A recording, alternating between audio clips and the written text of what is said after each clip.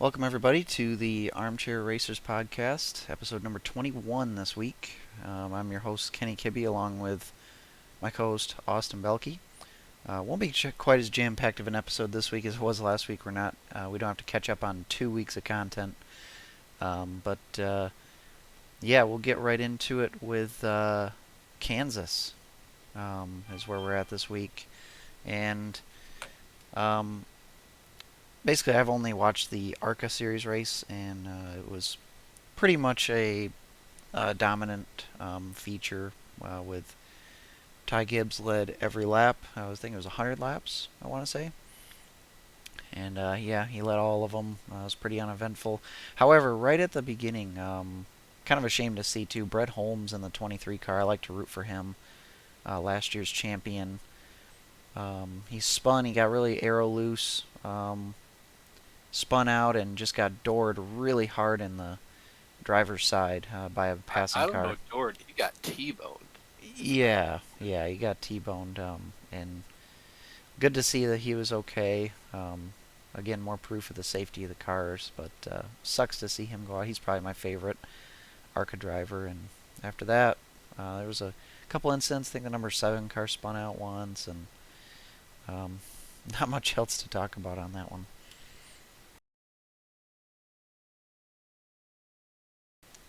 Also, we do have last week's Cup Series race to talk about, don't we? Yeah, I thought I left that on there. Maybe I got rid of it. But yeah, so the Cup Series is at Talladega. Pretty crazy race. Joey Logano flipped upside down and landed on his roof. I'm glad to see he was okay. Yeah, and I don't, there was a social media post that I saw, or like some pictures of the inside of Joey Logano's car, and it looked like, the one of the roll bars kind of sort of collapsed. Like it was still mostly intact, but yeah, it came relatively close to Joey's head, and I think that's why he was pretty upset in his interview after he got out of the car.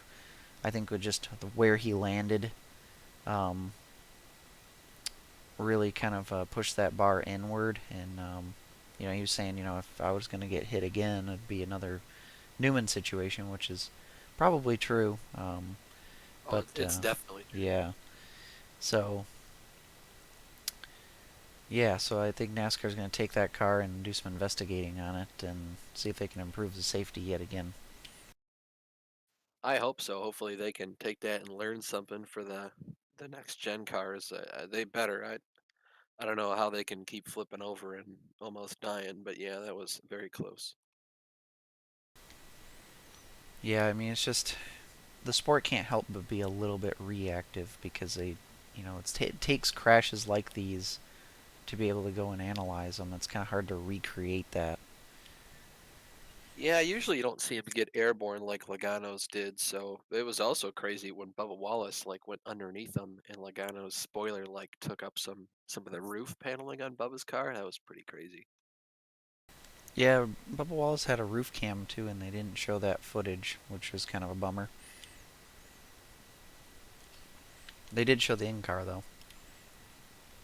Yeah, I'm glad we got the in car, but it would have been really cool to see the roof cam footage. Unless it got taken out when Logano hit it, but like I would assume you have everything up to that point. Yeah, I think the camera was good. I think it just mainly hit like the corner of the roof. Well, yeah, because after that they showed the roof camera again, and you could see where it got torn up. So beyond that, it was really for Talladega it was relatively a clean race. Didn't really have like a huge crash. Did have one coming to the finish, but Brad Keselowski again winning at Talladega, but it was the first time that he's won in like 5-6 years, which really surprised me. That stat really blew my mind because he's now tied with Dale Jr. and Jeff Gordon for wins at Talladega with 6. And the fact that he's won that many times and yet hasn't won in so long really surprised me. But to see him win didn't surprise me at all. I mean, there Obviously, was a point in time he like dominated Talladega like every single race before Dale Jr. almost won the two in 2015. Like Brad Keselowski won almost every race there. And oh, yeah, that reminds me. Um, my parents and I we put a quarter in a pot and pick a driver every week, and if any of our drivers actually wins the race, we win the pot. If not, then the quarters stack up for the next week. And yeah, my dad actually picked Brad Keselowski to win last week, so he won the quarters. It was up to like $4 or something like that. That's crazy. And but I know everybody was rooting for Matt DiBenedetto there in the late going, again coming close and again losing out. I mean, with him leading there up until the end, I really thought that he didn't have a shot. Like it, I No, just not could with tell they this were going to drop package. him. Yeah, if you're in the lead with a lap to go, you're probably not going to win the race. But if you're in the lead coming out of turn four, you're probably going to win. Yeah, and Michael McDowell had another strong run. Um, but yeah, again, another different winner though. We've had different winners in every race, but two. Truex is the only multi-time winner. So, and Truex could win this week too, going into Kansas. And we'll segue that into our Kansas preview. Austin, do you have your fantasy picks up? Boy, do I. So I went on Racing Reference, obviously, and Chase Elliott was the best. He also, I read somewhere, has the best average finish the last 6 races. So I feel like he's doing pretty hot. He likes the track. He's won here before in 2018, I believe. So I've got Chase, Danny Hamlin, Eric Jones, Cole Custer, Tyler Reddick, and Eric Almirola again. Never took him out of my garage, so hopefully he can do something for me now. Yeah, historically pretty decent at Kansas. Then for my bonus picks, I have Chase Elliott winning. William Byron is a top Chevrolet just to diversify my portfolio. Brad Keselowski is a top four. Denny Hamlin is the top Toyota. Chevrolet is winning manufacturer as always. And I chose Team Penske for today, but I'm kind of on the fence about it. Yeah, so I went with a pretty risky lineup. I picked a lot of drivers. Well, about half of my lineup is drivers who have the potential to have a good run, but they really need that good run. But if I can come out positive this week, then I'm kind of like it's kind of saving me a race for some of the really good guys. So all my drivers except for one, I've used either once or twice, and that's it. One driver I've used 3 times. So my picks are Austin Dillon. I've used him once. He's been pretty good on mile and a half tracks in recent years. William Byron, used him twice. He's been really good. Really everywhere this year so far. Alex Bowman wasn't the greatest on the mile and a halfs, but he won at Chicagoland, which is similar to this track, and he's got momentum on his side now after winning at Richmond. So, yeah, I've used him twice. Kurt Busch, he can win anywhere, but he's had a terrible season so far, so I'm really just hoping that he has a smooth race for once. I've used him twice. Ryan Blaney is the only driver I've used 3 times. He's been pretty solid everywhere. And then in the garage, same driver I had in the garage last week, but I didn't pull out. That's Tyler Reddick, and he's been pretty good. He's been getting better. Um, really, the whole Childress group has been getting better, and I've used him once. Bonus picks, I picked Chase Elliott as the winner and as the top Chevy, so maybe I can double down on that. Brad Keselowski, top Ford. Martin Truex, top Toyota. Winning manufacturers Chevrolet and Hendrick Motorsports. So going, I wouldn't say all in on the Hendrick, but using half of their cars as my starters and one of their cars in my bonus and their team. So and the Chevrolet. So hopefully they do well today. Even if I don't pick Hendrick to win as the winning team, I hope they do well and win it regardless. Oh, of course, of course. So we can move on to Formula One if you want to do a preview on that. Yeah, we can actually right now. I think the race like 14 minutes ago just went live, so I should probably start pulling that up. But they're in Portimao this week, yeah, Portugal. The same race they were at last year, where Valtteri Bottas like had dominated all 3 practices, then lost out to the pole by Lewis, and then Lewis just won the race anyways because he'll do that all the time. Today though, actually, Valtteri is starting on the pole. Um, ahead of Lewis, and then in third and fourth is the two Red Bull cars. So it's kind of cool to see Sergio was able to mix it up in there. He qualified fourth, but I think he's got the speed for even third place. Pretty big split though between the Mercedes to the Red Bulls. So odds are it's going to be a Mercedes 1-2, and we'll see who the Red Bull driver is, but it's probably going to be Max unless he makes some weird mistake or is cut out on pit road. So we'll see about that. Another interesting point was George Russell qualified P11, his best ever starting spot in the Williams car. I think probably Williams' best ever starting spot since like 2015 or something stupid like that. So that should be a good race. Looking forward to watching it. Yeah, I hope Bottas can pull away with the win. Just When was anybody but Hamilton. did he win it all last year? Yeah, I think he won at Sochi. Okay, is that I'm sure he Sochi? won like one other race, but he definitely won at Sochi. Gotcha. Yeah, hopefully he can pull out a victory. Sounds like it's all Mercedes or nobody. Pretty much, yeah. With I mean, the Red Bulls were like 3/10 off the Mercedes pace in qualifying, so I feel like it'll be a runaway for them. Well, yeah, I can give you an update. They're on lap 7 out of 66. Bottas is first, Verstappen is second, Hamilton is first, Norris is fourth, and Perez is fifth. So somehow Max ended up getting in between the Mercedes then. Somehow, I feel like he might have gotten a big toe down the front stretch to get inside of Lewis in turns 1 and 2 because they're both to the right, which I would hand them to Max Verstappen.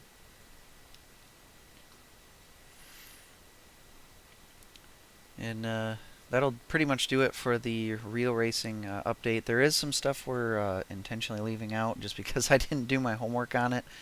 Um, the truck race, I ended up watching through stage 2, and I think there's some crazy stuff that happens in the final stage, so I'm going to leave that out. I can throw it into the podcast next week and talk about it, kind of a reaction to it. I Well, felt where was Sheldon Creed running when you stopped watching? um, he was up towards the front because him, Kyle Busch, and John Hunter Nemechek basically dominated the first two stages. I got through the first two stages, so um, yeah. And then there was I got through the first two stages, and then there was a quick caution because Carson Hocevar, Michigan boy, almost spun out, but NASCAR thought he was going to spin, so they threw a caution, and that I was basically at the restart after that caution where I was going to resume, and I'll probably go and watch that right after this is done. But so that's where I'm at right now. Pretty relatively uneventful first two stages. Haley Deegan got up into the top 10 in the second stage. That was cool to see. This is where she made her Truck Series debut last season, so pretty cool that it really does seem like when she goes to a track for a second time, she is improving and she's a lot better, and she learns a lot.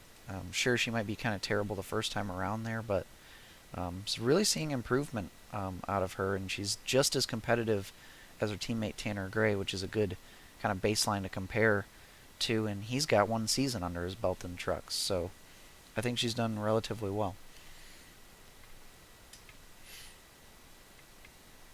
And then, Yeah, good points there. what was that? Good points there. It's interesting to see how they develop once they go somewhere for the second time, because of course they've never practiced, or at least Haley hasn't ever practiced. Yeah, and that's got to be just so tough. I mean, just hopping in the truck and gonna have to go full bore with, and with the trucks, how turbulent air is at a track like that. I mean, you got like, all right, turn one, that's the first, and you have to go full bore, and everybody else is crazy, and there's no give like a practice would be, and No, and they're so like pack heavy yeah, go in turn one and you're like four wide immediately. yeah. But it was nice to see, Sheldon Creed in the GMS camp was finally doing decent. Zane Smith was cracking the top five. But man, the KBM trucks, and I knew they would be strong this year. But Kyle Busch and then John Hunter Nemechek with the talent level he has, with the equipment that KBM has, is just so tough to beat right now. And um, it's going to be tough every single week for anyone else to really beat that combination out. Um, but we'll see how the last stage goes. Also, the IndyCar series is doing a doubleheader at Texas, I believe, and they had race number one last night. I didn't watch it. I plan to watch it today, so I'll watch that and the second race today as well. So I got some catching up to do. Yeah, I haven't watched either. I'll probably just watch the 15-minute recaps or whatever they put on YouTube, just because it kind of narrows it down, sort of what all I need to see. But yeah, I do intend on watching those as well. Anyways, that'll do it for the real racing discussion. We'll move on to iRacing news. This week, NIS was also at Kansas. That is the site of my only NIS fixed victory back in 2019. And that was actually technically a fuel mileage race. Basically, what happened is I saved my stuff on the last run until I knew I could make it on fuel, and then I went for it. Well, the leaders were the opposite. They went hard at first and then realized they couldn't make it or were close. So they started backing off. So I kind of stormed up to the front and I got up to second. Well, and then they had a caution, and this is when before they had green white checkers and overtime finishes and stuff. So we had a caution with just like a couple laps to go, and I thought, well, that's it. I'm second. But then coming to the white flag, the leader ran out of gas, and I passed him that way and led one and only one lap and got the victory. And it's kind of funny because the guy was screaming at me to push him. It's like, well, one, that's against the sporting code and of iRacing, and two, no, I'm not going to Yeah, push you. hard pass. um, so that was kind of funny. But yeah, so this race, we ended up in, I believe, the second split. Yeah, second split out of 9 on Wednesday. And I felt pretty confident going into it. I was the number 10 car. We started 8th. It was a pretty decent qualifying run. And we ran up in the top 10 pretty solidly for a while. And then we had to make a pit stop. And I blew through my pit stall and fell back quite a ways. Or no, I actually completely passed my pit stall. That's right. It was under a first caution. Oh yeah, you blew Yeah. right by. You waved to your crew and you kept going. Yep, I didn't see him and went right past my pit stall, so I had to come right back around and pit. And so that put me in the back, and that kind of set the tone for the rest of the race. Just stuck in traffic, really tough to make any progress when you're kind of boxed in. And we did make one really nice dodge. There was a wreck in turn 3 and 4 that I was able to dodge. I have a clip of that on my Twitch channel. But then the next time around, a kind of a wreck happened in the same spot where a car spun in front of us off of turn 4, and I wasn't so lucky this time. I should have checked up and let the guy kind of spin in front of me, but I didn't want to get. He kept going back and forth across the track. In Austin, I don't know if you realize this though, but that was the Steven T. Johnson guy, who is Oh the really? points leader. Yes, he spun, and I kept my foot in it and went low, and he cranked the wheel the other way at the last second, and um, I ended up kind of hitting him in the side slash front of my car, and the car felt fine, but it turned out we were like 100 plus RPM down on power. So we basically had to limp to the finish, but we did end up, getting all of our repairs done that we could, and it ended up being a wreck fest the second half of the race. First half was pretty clean, but we had 7 cautions total, and we ended up fighting for everything we could get. We were actually relatively competitive considering, um, and we ended up fighting for a 15th spot, which I'll definitely take that and get out of there with a 15th. We gained a little bit more I rating. Stephen T. Johnson ended up 25th, but I think he ended up rerunning that race, so I think he ended up with a better result the next time. In fact, I might actually go to his iRacing profile and take a look. Yeah, let's do a little bit of light stalking here. Yeah, let's take a look at his last 10 results because I guarantee it's on there. Let me wait for it to load. Because I think he gained more points the Oh next yeah, I mean, time. assuming he was able to get into a higher split or better I rating, he gained Yeah, more so points. so he ran it a second time and he ended up sixth place. So he will uh, be further ahead of me now. And it looks like he actually won his NIS. Oh wow, he ran two NIS races at Talladega and he won both of them. Wow, That's impressive. and the things you learn. Yep. So he's the guy we're battling in the points. We're still P2 at the moment, so we're running pretty strong. What's next week? I don't even remember. Idea.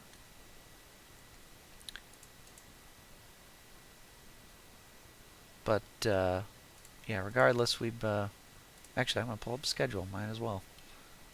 I can't click to week 12 on the fantasy thing, so I guess that's I can't find out that way. Ooh, Darlington. Yeah, that's right. Oh yeah, Yeah, Mother's Day race. Yeah, the new Southern 500 yeah. or other. So 147 laps. That's gonna be yeah challenge. That's a good But track for you. That's tire dependent. yeah, I don't know statistically how I've finished there. I know I did really well in a B class race there way back when. Um, I've been pretty decent there. I think it's going to come down to can I keep it off the wall and can other people not crash me? Y- Yeah, yep. Well, you better do well. Well, I hope so. Nah, I hope you do. Um, but anyways, we'll move it over to all the league stuff this week. So all the BRL related things, I didn't take part in any of it, so the floor is yours. Oh, excellent. This is a nice floor, I'll be honest. Did you wax this, Kenny? Oh, I put top coat F11 on it. Oh, wow. Oh, Al said to not use that, Kenny. Well, I said to not use it on my car, so I use it on the Oh, floor yeah, I gotta instead. put it to good use somehow, Yeah, I'm yeah. not gonna let Yeah, that stuff go to really. waste. Yeah, well, I can't. Yeah, I mean, it's good product for the floor, not for a car though, allegedly. Anyways, GTRL this week we were at the streets of Long Beach in California. Really hoping Chris would show up because apparently the BMW is just dominant on the street courses. When we went to Belle Isle, he hunted down and then passed the leader for the eventual win.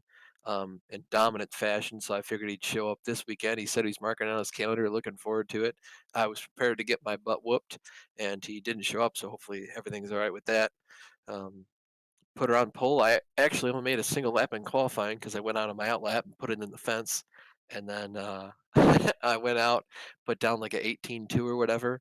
In practice, I was able to get down to a 17.9, but the closest anyone else could get was like a 18.9 or 18.8 or something, and that was Ben.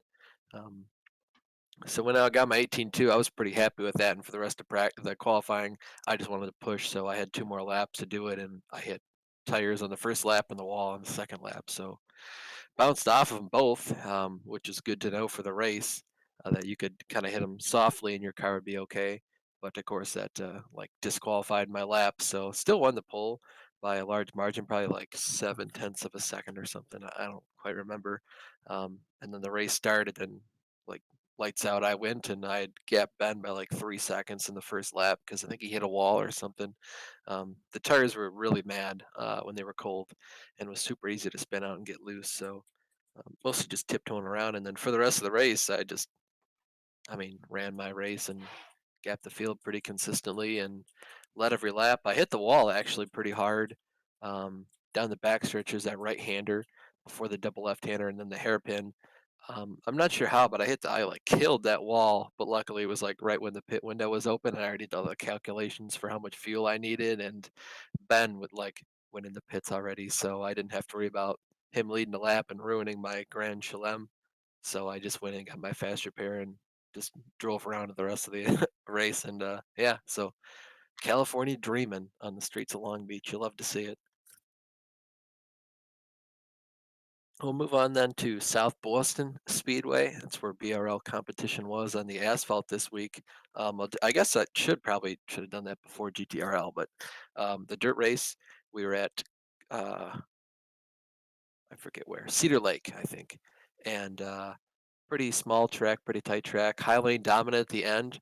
But with the new update, they like messed up some stuff with the tire grip, as you know. And there was one of the turns. There's like a ramp that'll like send your car up in the air, and a lot of people were hitting that like really well, bouncing off the wall, and had a ton of speed. But it looked really, really goofy when they did it. I know Brandon Proudfoot was one of the guys that usually he will go up and hit the wall. I don't know if it's on purpose or not, but he's one of the guys that he'll flirt with that. Sometimes will hit the wall and get that speed boost. But regardless, saw some people hitting it and going up in the air. I wasn't hitting it as hard, but for whatever reason, I went there one time and I spun out on the fence. Like my rear tires just climbed the fence and spun me out, and had to tow because I was facing the wrong direction. Apparently, my steering was broken and stuff, so I just towed, but still came home 10th place because unlike lap 30 or something, there was a huge pileup that involved like 5 cars that were like some of the leaders too. So they all just quit the race, and I passed them by virtue of just completing the laps after they left. So that was neat. And then we went to South Boston and super late models. I think I finished like fifth or something, maybe sixth at worst, but started in the back, got put in the wall by um, Chris on lap one on a turn four. I don't know what the deal was with that. So that was fine, and I skipped the truck race, or they're too tight, and I don't really care to drive them. So skip that one to go hang out with my buddies. Did that early, and then street stocks. I started, I think, fourth or sixth. Um, Ryan Seneker and Bruce Pearson started on the front row. Um, got past Bruce pretty early on, and then Donnie went up past Bruce, past Ryan. He had the lead for about like the first 10 or 20 laps. Um, well, he led the whole race. He led all but 3 of the laps, and I was in second after passing Bruce and then Ryan. And I was catching Donnie at the end. I don't know if I could have done anything with him because it was so hard to pass there. Even if you were way faster, it was almost impossible. But caution come out, and then James is good to see is on restarts, and the bottom lane was pretty better. So pretty much just way better than the top at that point because we still have pretty good tires. So he passed me, finished second. I finished third. Good day in the points though, so we'll take it. Just sucks that he got a 1 point closer to us in that. And the tour modifieds, I think I started fourth again, um, by virtue of just people missing and stuff. Joe started on the pole. Joe led every lap and then won the race. I finished second. JR was third. Caught Joe pretty quick, but I had to use up my stuff getting around Bruce, and then it was so hard to pass, even though Joe was like sliding and just really loose through the turns on both ends of the track. Like he'd mess up, and I'd like, okay, I'm gonna pass him, but the cars were too tight from the center off and too loose in to really do anything with him. So super hard to pass, but again, a decent points day, so we'll take it. And I think James finished like sixth or something, so we had the point lead in that, but I'm sure we'll do something to mess it up later. Oh, come on. And then, Detroit Lions stats, kind of, and then in the Grand National cars, I started ninth. I should have started 15th, so I was pretty thankful for that. I guess a lot of people didn't show up that were there last week, which isn't too big of a surprise. We had a super big field last week. Lots of people that don't show up all the time ended up finishing ahead of me by virtue of just they didn't wreck and lose like 30 laps or something. So we started ninth. I think within like the first caution, I got up to seventh. I passed 2 people before the first quick caution, and then we just tried to work our way through the field, following like Justin and James, uh, and then Jr. started second to last, and he passed me at some point.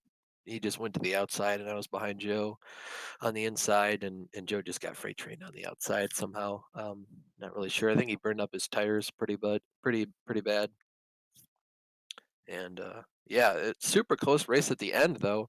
Um, there was another caution with I think like 60 laps to go or something. Matt Thunhorst was on in the lead. Justin was second. JR was third. I think Joe was fourth, and I was fifth. So the race, we went back green, and Justin tried to fight Matt on the outside. I was really hoping they kind of wear each other's stuff out and give JR and I an opportunity to pass them both. But Justin kind of yielded to Matt, and then JR went up and passed Justin, but JR had to use up a lot of his stuff to pass Justin. So I was hoping he'd still have something left for Matt, and then Matt had already gotten out to a 7/10 of a second lead. So JR ran him down until lap 90, and then on like lap 91, he finally got to Matt's inside, and then a caution came out. So all that work and catching him was for nothing. And then I think we had a green white checkered to the end of the race. We might have had, yeah, green white checkered. So Matt was first, Jared was second, Justin was third, and I was fourth. I kind of felt pretty good about my chances to pass Justin on the outside, but our tires were too evenly matched, so the bottom was still pretty dominant. Luckily, though, Matt had burned up his stuff more than Jr. did, so Jr. was able to just barely pass him, and Jr. won by like 8/1000ths of a second, so that was pretty cool for him. So I'd like to go through all the Saturday night stuff just as like my reaction and a little bit of analysis with the points and all that stuff.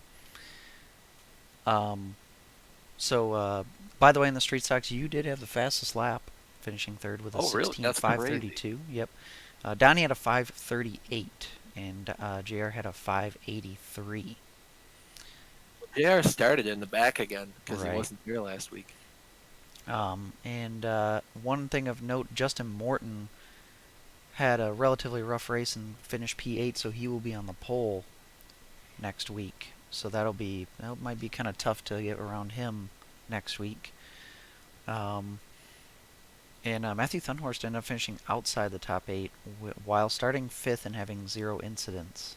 That kind of Yeah, surprises me. I believe he got behind Ryan Seneker, and they were on the outside, and that was like right on a restart or something. So we just kind of freight trained him. Gotcha. And then in the points in the street stock, so you now have a 1 point advantage over Donnie. Donnie gained 2 points on you this week. So you have 185 points. Donnie has 184. You have one win. He has two. James is three back from you with one win. And the rest of the guys, at least in the relative vicinity, do not have any wins. Next guy back is Kurt Smith, 10 points back. Matthew Thunhorst 13 back. And then Joe Segala's 25 back. So really think it's kind of down to really a 4 horse race, but maybe a 5 horse race, Yeah, I depending on think how it Matt's goes. too good to be counted out Yeah. this early in the running, so I feel like he's still got a pretty good shot at it. And it's a real shame Jason had to miss last night to go to a function. Um, I knew about that when he told Lowell after we just got done doing the Long Beach race. So unfortunate for him, he's kind of out of the championship hunt now. But his average finish is just as good as Donnie and mine. So and he was the point leader heading into last night. So it really would be like a 6 horse race if Right. Jason were still there and competed at the same level he had been. So with the tour mods, so Jeffrey Harden will be on pole next week. He's fifth in the standings right now, with Donnie on the front row.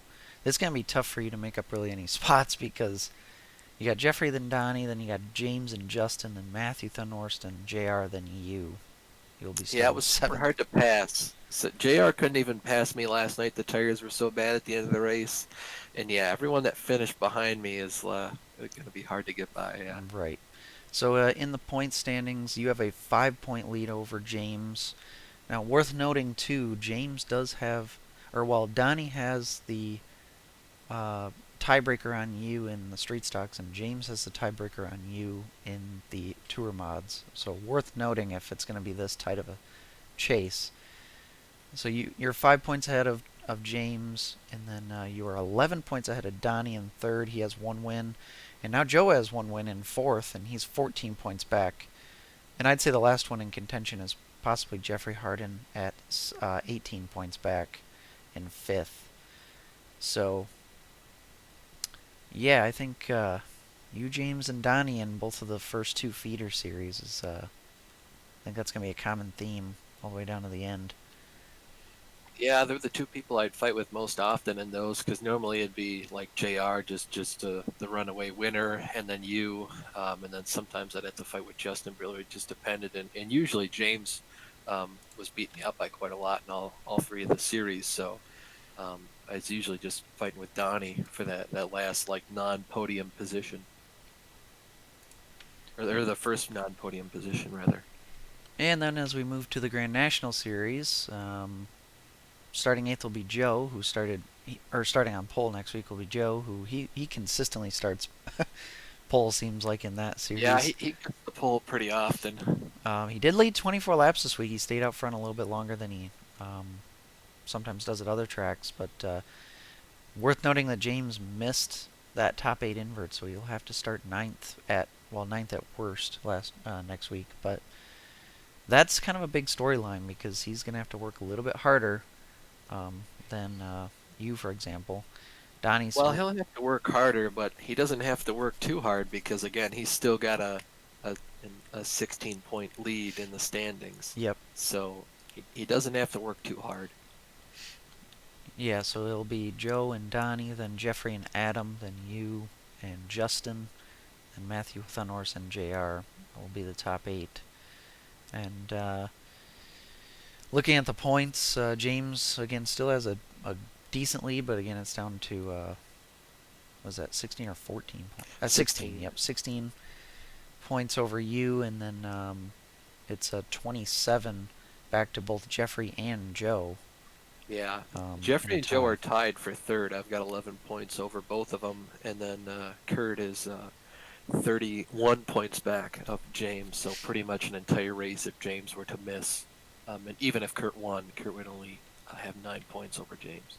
Yeah, so I'm thinking really in that it's kind of a two-horse race. I mean, really, James is in a pretty dominant position, but you did gain some points on him, and you just got to keep Yeah, whittling if he away. has 6 more races like that, we'll win the championship. If he only has 5, it'll be darn close in the last race. Well, anything can happen, especially on the short tracks. I did want to look real quick at where you guys are going next week, because I don't remember. Southern National, I believe. Ah, yeah, you're right. Southern National. Yeah. I mean, that is a track where a lot of wrecks can happen because of, you kind of have to make late moves there. Well, you don't have to, but that's a lot of people do. Pretty short track, dominant on the bottom. Yeah. Yeah, I've had, last time we were there, we showed a lot of speed, but there were a lot of wrecks that kept me in the back because that was, of course, after the Nashville race where you, JR, and I had to start in the back, and Justin, of course, as well. Um, and I think you guys, there was one wreck early on, and you guys were on the high lane and avoided it, and the wreck was on the bottom, and I got in it. So hate to see it. you do hate to see it, but that's a short track race. Yeah. So it is what it is. Yeah, that's one of those tracks with it's self-cleaning, but it has walls on either side. It's a little wider than like a South Boston, but still can cause some big ones. I like Southern National though. Hopefully, it's a fun race for us and good in the points. We just need to keep putting in those good points races. So we'll see what happens. So we'll move on from that, and we'll go to. I just wanted to note a little bit of a NEP update. Of course, we have the NEP endurance series. They are was hour and a half long races, and um, us at Squibbles Autosport, Austin and myself, we won the first race at Daytona, and then we got second at Sebring.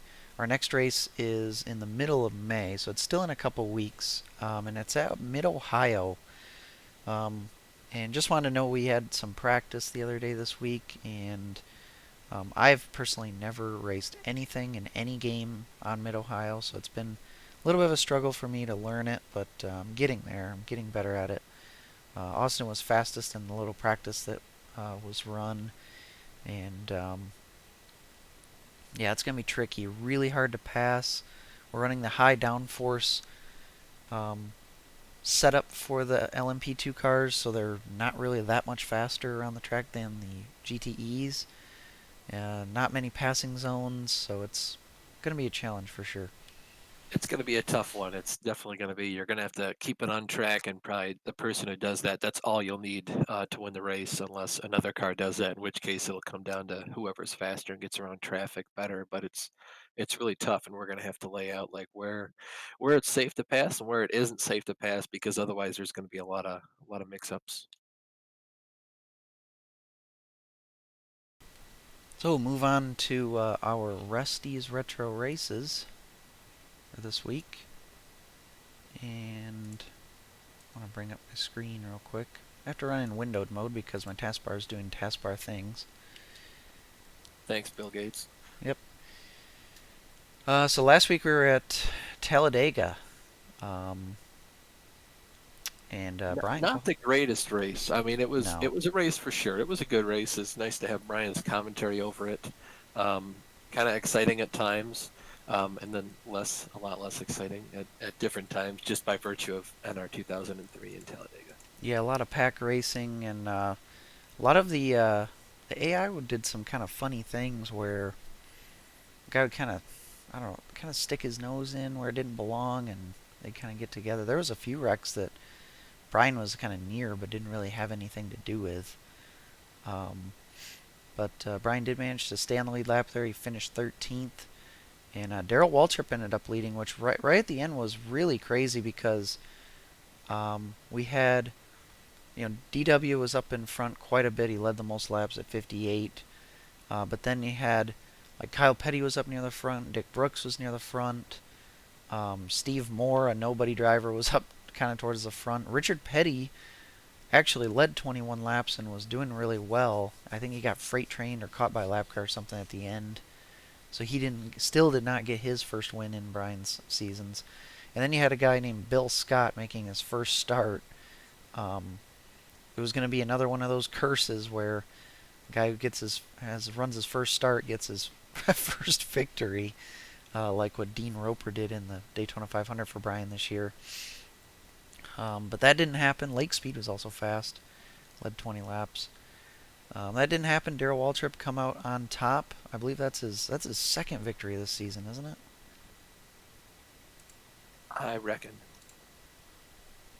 Yes, second victory for DW.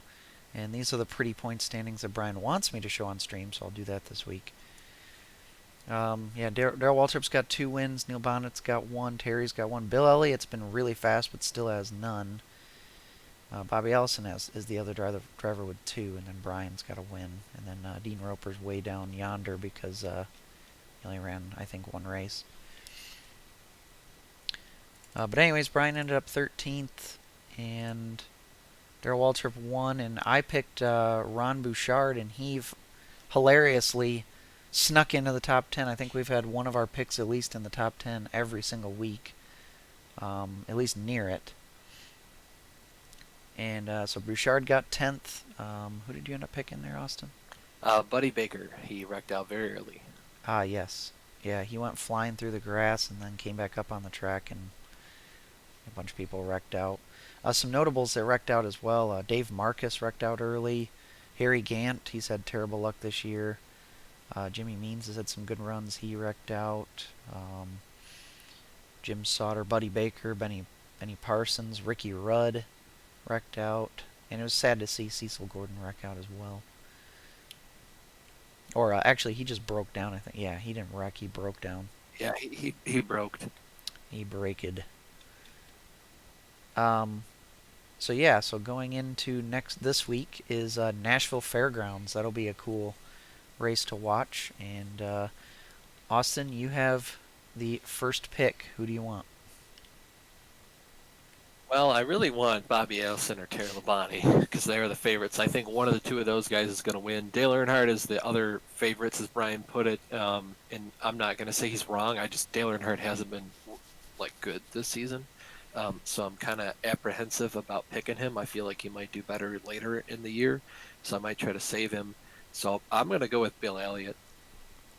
Bill's been quite fast. He's a little on the unpredictable side just because he's not, experienced yet. But he's been good everywhere. I think he didn't do the greatest last week, but so yeah. And Brian's stats here on the favorites: Bobby Allison 2 wins, 4 top 5s, and 4 top 10s in his races.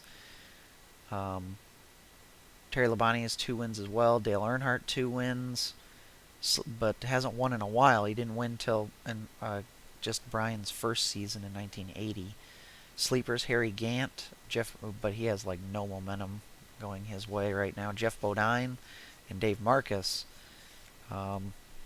In the past winners, Dale Earnhardt swept the 80 races. Terry Labonte won first race, and then Bobby Allison won the second in 81, and then they flip-flopped in 82. Bobby Allison won in spring, and Terry Labonte won in fall.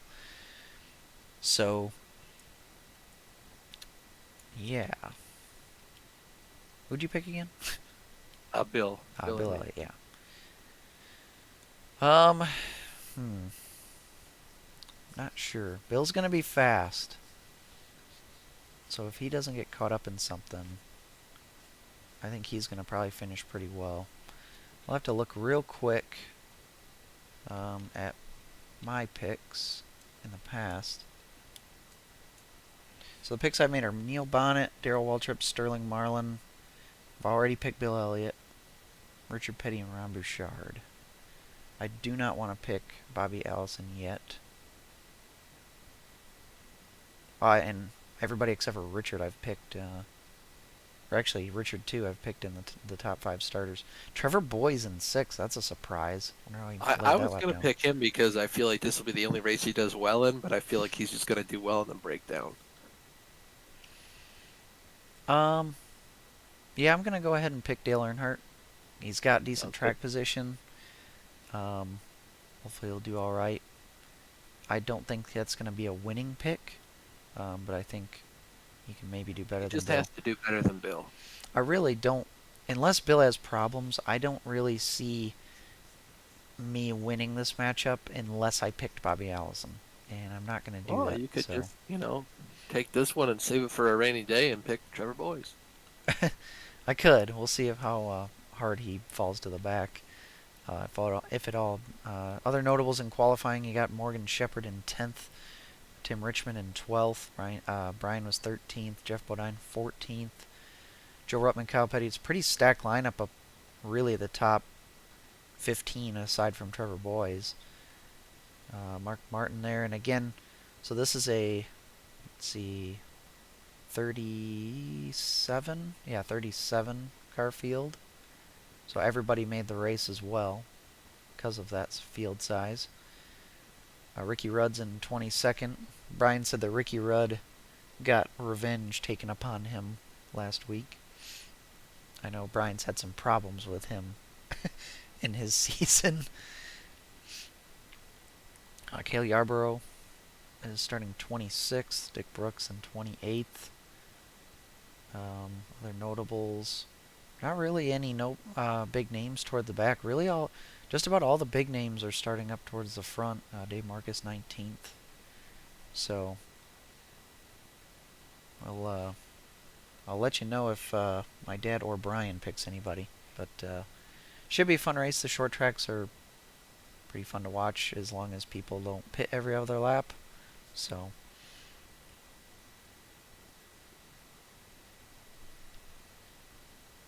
I'm looking forward to the stream as always. Hopefully, it's another entertaining one. But we'll move on to video games. Kenny, you've been playing some more Assassin's Creed Valhalla. not really this week. I did hear though. My roommate Justin did tell me that uh, some new DLC came out. There's actually some DLC was supposed to come out like May 15th, I think, but it turns out that's actually the second DLC. The first DLC is actually already out, and we didn't realize it. So I think Justin started playing that. I haven't even finished like the main story yet, so I'm not going to get into that until after I'm done with the story. But I did play a little bit of Rocket League with Brody last night, just some games until we got tired after we got home from Berlin Raceway. Just some casual stuff is all. However, did get word and saw on my Xbox that MLB 2000 or MLB 21 got an update, so I downloaded that. Haven't played it though. Again, I'm really trying to wait for some good minor league rosters to come out so I can start a franchise mode or um, with the Tigers, and so I'm kind of trying to be patient with that. But have you still been playing some Grand Theft Auto 5? Yeah, a little bit, not much. I didn't really play much games this week. I did play Forza Horizon 4, just because I was out of immense boredom. I played it, and same old, same old. And a little bit of an update with Rusty's Retro Races. Brian says he wants to pick Bobby Allison, which I I don't disagree with that. If that's like a winning pick, I don't I don't doubt that one. I give And Bobby a 50-50 shot at winning. I mean, either he does or he doesn't, but I feel like it's either going to be him or probably Terry. Yeah, him, Terry, and Daryl are a pretty safe pick like every single week. But then, that's the interesting dynamic of us doing these kind of DBC picks is that we can't pick the same driver twice. Um, so it's kind of it makes it just interesting that you kind of have to sacrifice sometimes. But my dad is thinking he is going to pick Tim Richmond, which, I I thought about picking Timmy myself. yeah, that's another driver that's pretty fast. He can be fast that I have not picked yet as well. So there you go. There's the picks. You got Tim Richmond, Bobby Allison, and Bill Elliott and Dale Earnhardt as the picks for this week. So we shall see.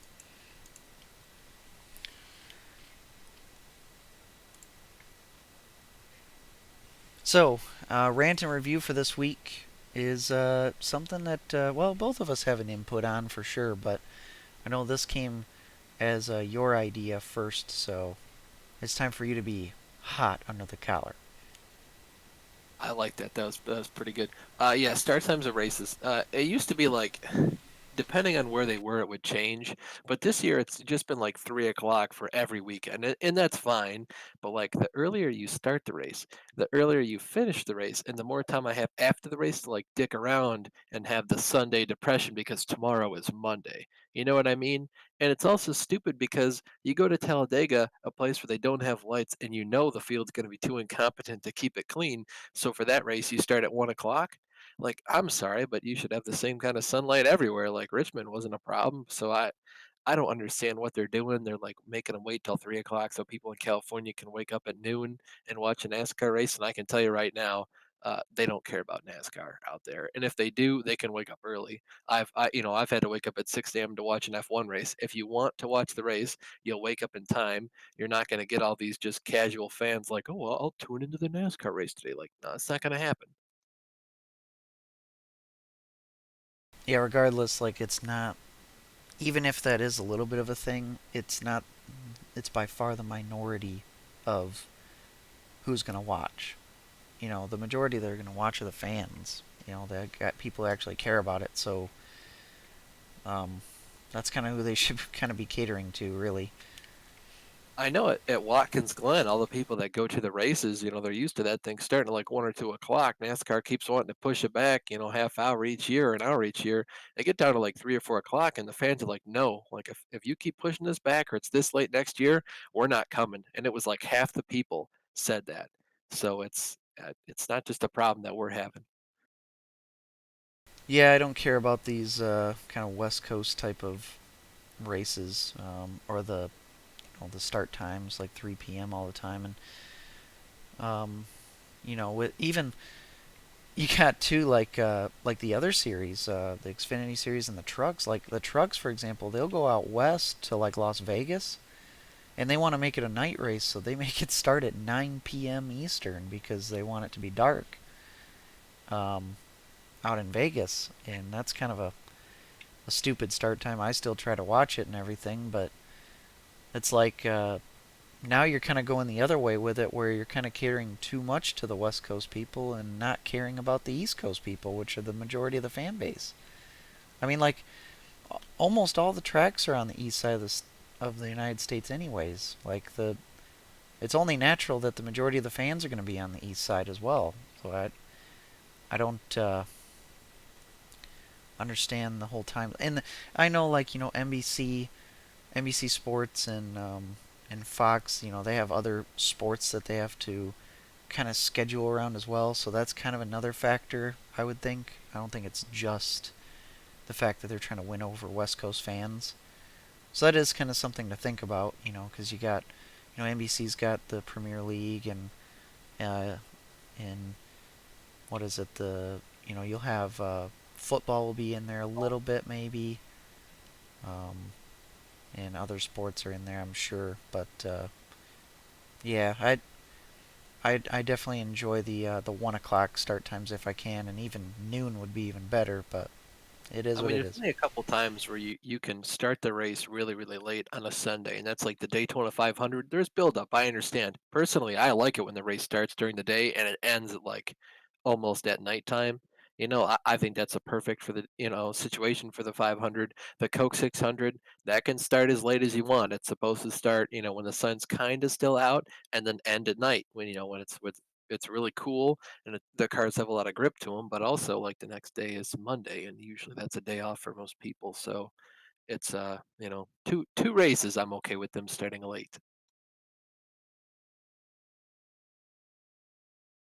Well, and the Coke 600 is a kind of an oddball too, with it being so long. They actually have to start that one like in between. They end up doing it like 5 or 6 p.m. Whereas a regular night race would be like 7 p.m. and then a regular day race would be 3 p.m. Yeah, and it Um, still gets over at like 11 o'clock yeah, most years. right. But yeah, I think that's a discussion that I've had in the past about start times. But yeah, hopefully they'll come to their senses at some point, or at least move stuff up like an hour, maybe compromise like 2 p.m. instead of 3 p.m. all the time.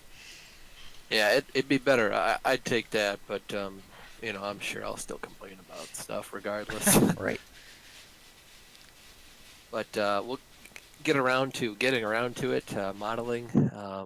My Bobby Allison car is almost done. I got the chassis all together, painted the car white, put on all the chrome pieces like the headlight covers, the bumpers, the spoilers.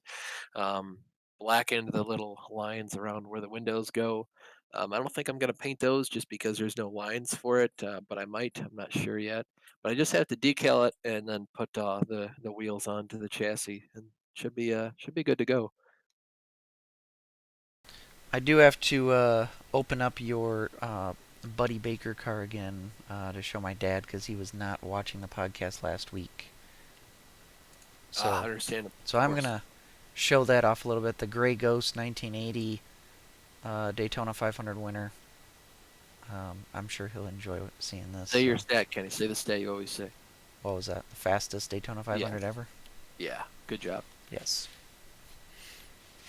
After this, I'm not sure what I'll do. I probably went to the spam car because I haven't practiced making the decal sheets for it. I also don't know if I can get my printer to print on the pages with enough detail that I want, and I'd have to scale it as well. So we'll see. I also don't even have all the artwork for it. That'll be the hardest, is to scale that and make sure it's still legible and looks good. Otherwise, I might be able to order a sheet off the internet, but I'm not sure.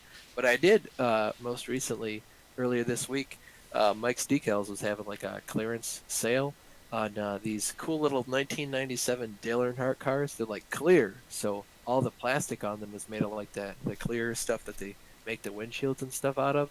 So they were like $8 a piece, and I as soon as I saw one, like before, I wanted it. I wanted at least one, so they're $8, so I just bought two. Incredible. Yeah, so I'm looking forward to building them. I don't know when I'll get around to it, but I just like how they look a lot. So the uh, getting around to it for me was, well, I guess we did get around to it. We went. It was my parents and myself and Brody and Justin. We all went to Berlin Raceway. It was Kenny Wallace night. They had the four-cylinder class. They had outlaw style limited late models, and they had vintage racing of America. They were basically vintage like modifieds, and then they had the sportsman division, which is basically like older Monte Carlos and stuff like that, like V8 cars. And the sportsman and the limited late models both had two features. And Kenny Wallace drove in the four-cylinder class in two different cars because I guess his first car the car he drove in the first feature was not up to snuff for the second feature, so he drove a different car. And then in the limited late models, he drove as well. And it was really interesting to watch because, at least on the pavement version of Berlin, he had not raced there since 1989. So he did get to shake down the cars he was going to drive, at least the limited late model he did, the day before.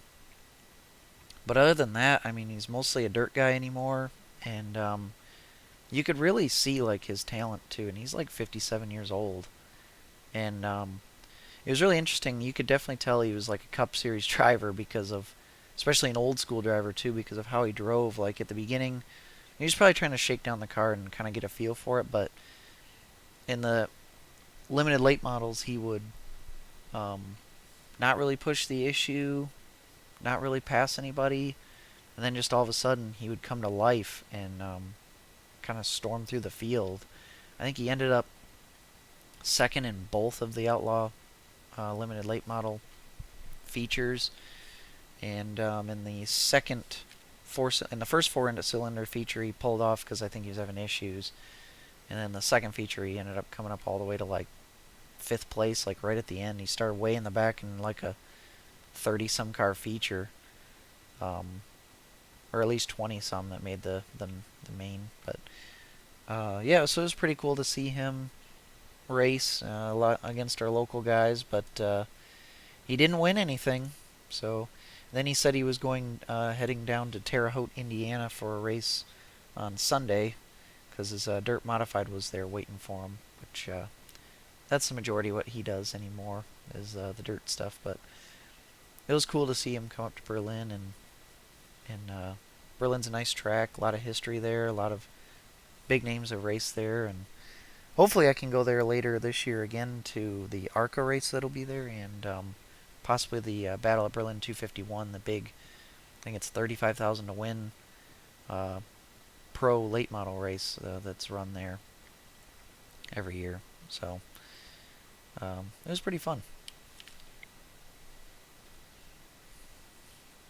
That's good. Glad you guys went there and had a good time. Like I said, wanted to go, but kind of wanted to compete more in BRL. But after this season, I'll probably have to miss some Saturdays, and once I miss one, I'll just keep missing them. Yep, that's how it goes.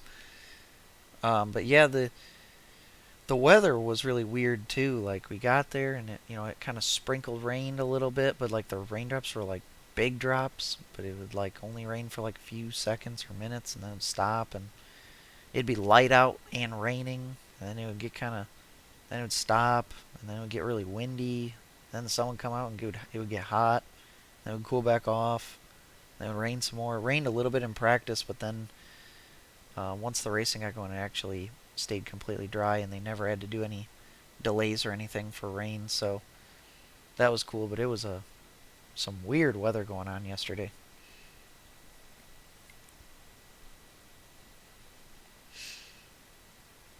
Anyways, Austin, you have any final lasting thoughts? Not really. No. Thanks for watching, everybody, and tuning in. Appreciate it. Do you have any more F1 updates currently? I do. It looks like they've all made their first pit stop, apart from Perez, who is currently 9 seconds ahead of Hamilton. And Hamilton's 4 seconds ahead of Verstappen. Verstappen is 2 seconds ahead of Bottas. So pretty much a four-horse race, and really only a three-horse race because Perez still hasn't pit. He's hoping for a safety car, I have to imagine. I've had it muted since pretty much the entire time I've been watching it. So I don't know what exactly is going on, but I have to assume Red Bull is hoping a safety car comes out so Perez can keep the lead. But it sounds like he'll have to pit soon regardless. And when he does pit, he'll probably just drop to fourth. So Bottas got passed by Hamilton and Verstappen?